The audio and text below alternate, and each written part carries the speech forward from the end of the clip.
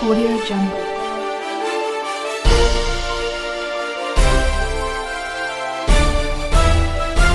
Audio Jungle.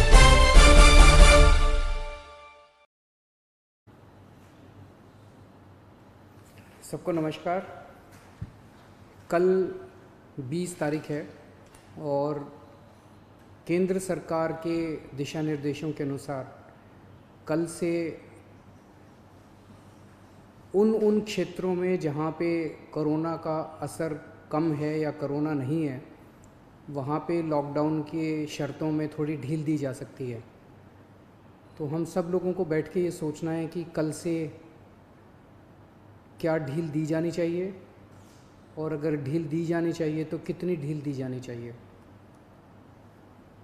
केंद्र सरकार का कहना है कि जो हॉटस्पॉट्स हैं और जो कंटेनमेंट जोन्स हैं उनमें ढील फ़िलहाल नहीं दी जानी चाहिए, क्योंकि वहाँ पे स्थितियाँ ख़राब हैं और अपने को कंट्रोल करने की ज़रूरत है। दिल्ली में 11 ज़िले हैं। दिल्ली के 11 ज़िले हॉटस्पॉट डिक्लेयर किए गए हैं। तो केंद्र सरकार के मुताबिक तो सभी कंटेनमेंट जोन्स में ढील नहीं दी जा सकती। हमने दिल्ली सरकार में अपनी भी असेसमेंट की। पिछले कुछ दिनों में मैंने कई एक्सपर्ट से बात की, लोगों से बात की, और उन सारी चर्चाओं का जो नतीजा निकला वो मैं आपके सामने रखना चाहता हूँ। पिछले कुछ दिनों से दिल्ली में कोरोना के केसेस में बढ़ोतरी होनी शुरू हुई है। हमने टेस्ट भी ज़्यादा करने चालू किए हैं। पिछले कुछ दिनों में हमने काफ़ी टेस्ट किए हैं दिल्ली के अंदर, और कोरोना के केसेस में बढ़ोतरी भी चालू हुई है। कल हमारे पास 736 केसेस के टेस्ट की रिपोर्ट आई। उन 736 में से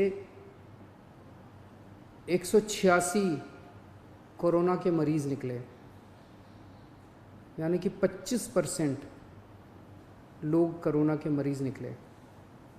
186 तो काफ़ी ज़्यादा है। ये 186 के 186 सभी एसिम्प्टोमेटिक हैं। इनमें किसी में भी सिम्टम्स नहीं है। किसी को बुखार नहीं है, किसी को खांसी नहीं है, किसी को सांस की शिकायत नहीं थी। उनको पता ही नहीं था कि उनको कोरोना है। उनको पता ही नहीं था कि वो कोरोना लेके घूम रहे हैं इधर उधर। ये और भी ख़तरनाक बात है कि कोरोना फैल चुका है। बहुत सारे लोग कोरोना लेके घूम रहे हैं, और ये बीमारी ऐसी है कि किसी को पता भी नहीं चलता कि मुझे बीमारी हो गई है। कई बार सिम्टम्स नहीं आते, बीमारी हो जाती है। किसी आदमी का इम्यून सिस्टम स्ट्रॉन्ग है और वो घूमता रहता है, और पता नहीं कितने लोगों को कर देता है। तो ये 186 लोग अपनी अपनी ज़िंदगी में घूम रहे थे।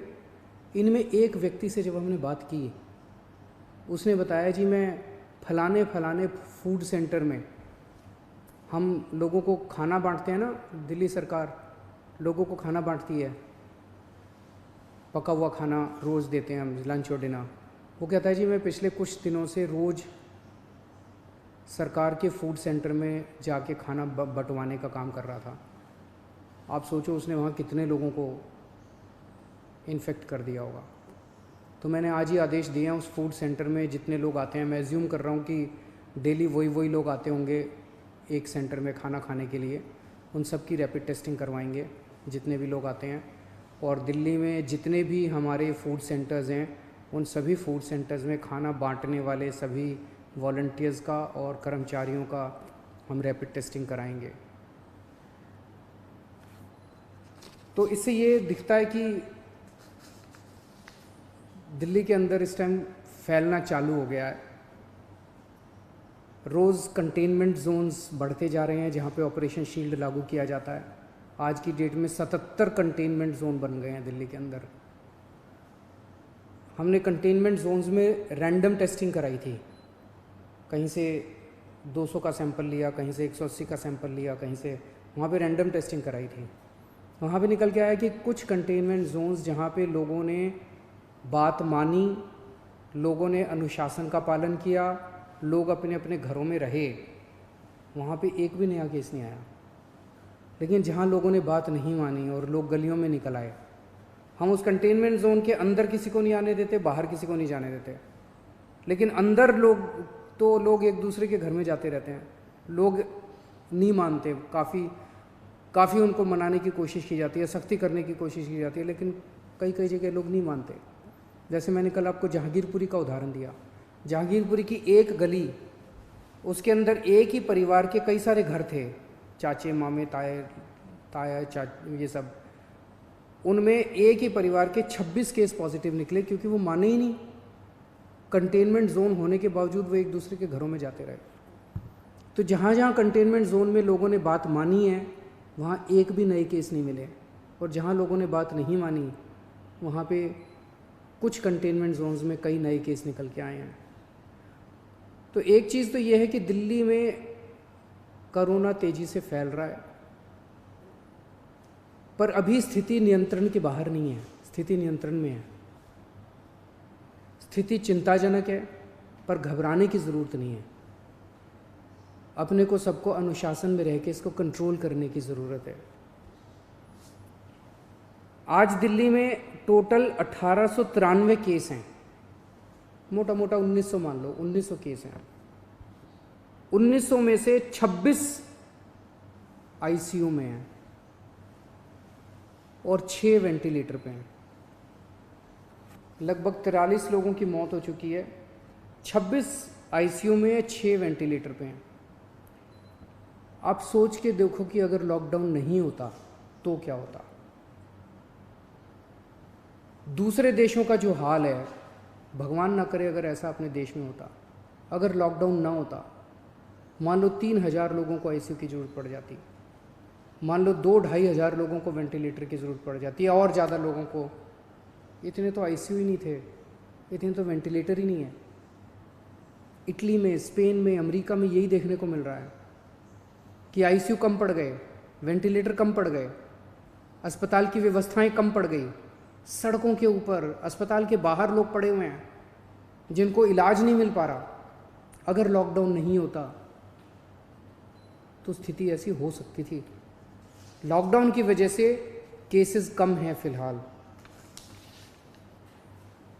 आज दिल्ली में पूरे देश की 2% जनसंख्या रहती है, लेकिन पूरे देश के जितने कोरोना के मामले हैं, उसका 12% मामले कोरोना के दिल्ली में हैं। क्यों? दिल्ली देश की राजधानी है, इसीलिए दिल्ली को कोरोना की सबसे मुश्किल लड़ाई इस टाइम दिल्ली लड़ रही है। पिछले 2-2.5 महीने के अंदर विदेशों से जितने लोग आए, वही लेके आए कोरोना विदेशों से, अपने देश में तो था नहीं। जितने विदेशों से लोग आए, सबसे ज़्यादा लोग दिल्ली में आए, क्योंकि दिल्ली देश की राजधानी है। अंतर्राष्ट्रीय एयरपोर्ट और भी कई जगह है, लेकिन सबसे ज़्यादा लोग यहाँ आते हैं। सबसे ज़्यादा लोग यहाँ आए, उनको हमने क्वारंटाइन में रखा, लेकिन उसके पहले नहीं रखा था, बाद में आई गाइडलाइंस। तो सबसे ज़्यादा मार दिल्ली को बर्दाश्त करनी पड़ी। मरकज़ के अंदर जो इंसिडेंट हुआ, उसका भी सबसे ज़्यादा मार दिल्ली को बर्दाश्त करनी पड़ी। इसे दिल्ली पे सबसे बड़ी जिम्मेदारी पड़ी। तो आज जब ये निर्णय अपने को लेना है कि कल से कुछ ढिलाई देनी है कि नहीं देनी, मैं भी देना चाहता हूँ ढिलाई। इतनी सख्ती बड़ी मुश्किल हो जाती है।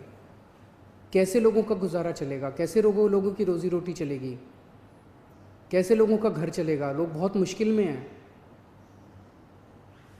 बच्चों के स्कूल बंद हैं। हम भी ढिलाई देना चाहते हैं, लेकिन ढिलाई देना बड़ा आसान है। और ढिलाई दे दी और स्थिति बहुत ख़राब हो गई, और उसके बाद अगर आईसीयू कम पड़ गए और अस्पताल के बेड कम पड़ गए और वेंटिलेटर कम पड़ गए और ऑक्सीजन कम पड़ गई और पता नहीं कितनी अगर जानें चली गई, तो हम कभी अपने आप को माफ़ नहीं कर पाएंगे। इसीलिए इन सब चीज़ों को ध्यान में रखते हुए हमें लगता है अभी थोड़ा संयम बरतने की ज़रूरत है। हमने निर्णय लिया है अपने दिल्ली वासियों के ज़िंदगी का ख्याल रखते हुए, सबकी सेहत का ख्याल रखते हुए, कि फ़िलहाल लॉकडाउन की शर्तों में कोई ढिलाई नहीं दी जाएगी। एक हफ्ते के बाद फिर से हम सारे एक्सपर्ट्स के साथ बैठ के, सबके साथ बैठ के इस पे दोबारा इसकी असेसमेंट करेंगे और अगर ज़रूरत पड़ी तो उसके बाद ढिलाई दे सकते हैं, लेकिन फ़िलहाल दिल्ली में किसी तरह की कोई ढिलाई नहीं दी जा रही है। नमस्कार।